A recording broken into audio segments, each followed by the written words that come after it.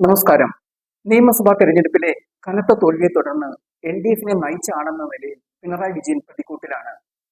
മുന്നണിയിൽ നിന്നും പാർട്ടിയിൽ നിന്നും ആരോപണ ശരങ്ങൾ ഉയരുന്നത് പിണറായിക്ക് നേരെ തന്നെയാണ്. പിണറായി പ്രതിപക്ഷ നേതൃസ്ഥാനം ഒഴിയണമെന്ന ആവശ്യം പാർട്ടിയിലും മുന്നണിയിലും ശക്തവുമാണ്. പിണറായി പ്രതിസന്ധിയിൽ തുടരുമ്പോൾ തന്നെയാണ് അപ്രതീക്ഷിതമായി പിണറായിക്ക് പിന്തുണയുമായി SNDP യോഗം general secretary Vellappally Natesan രംഗത്തെത്തുന്നത്.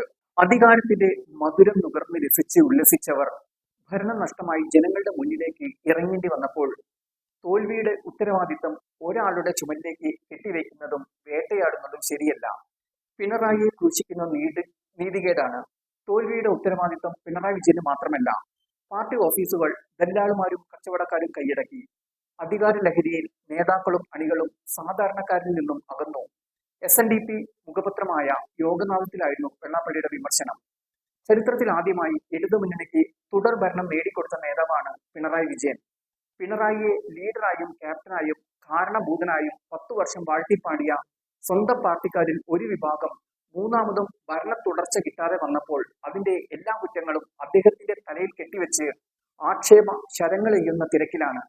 Branch committee മുതൽ പോളിറ്റ് ബ്യൂറോ വരെയും പൊതുവേദികളിലും ഇതാണ് അവസ്ഥ. വെള്ളാപ്പള്ളി ചൂണ്ടിക്കാട്ടുന്നു. ശബരിമല സ്ത്രീ പ്രവേശന വിഷയത്തിൽ 2021 ഇടതുമുന്നണി തോറ്റ് തുന്നം പാടുമെന്നായിരുന്നു പ്രതീക്ഷിച്ചത്. എന്നാൽ പിണറായിയുടെ നേതൃത്വത്തിൽ തന്നെ മുന്നണി ഉജ്ജ്വല വിജയം നേടിയത് ചെറിയ കാര്യമായിരുന്നില്ല. അധികാര ലഹരി നുകരുന്ന തിരക്കിൽ പാർട്ടിയുടെ മേൽത്തട്ട് മുതൽ കീഴ്ത്തട്ട് വരെയുള്ള ഇക്കൂട്ടർ ചെയ്ത പാപങ്ങളാണ് തെരഞ്ഞെടുപ്പിൽ തിരിച്ചടിയായത്. വെള്ളാപ്പള്ളി വ്യക്തമാക്കുന്നു. ശബരിമല അയ്യപ്പ സംഗമത്തിന് വെള്ളാപ്പള്ളിയെ ഒപ്പം കാറിൽ കയറ്റിയതിന് പഴികേട്ടത് അന്ന് മുഖ്യമന്ത്രിയായിരുന്ന പിണറായി വിജയനാണ്.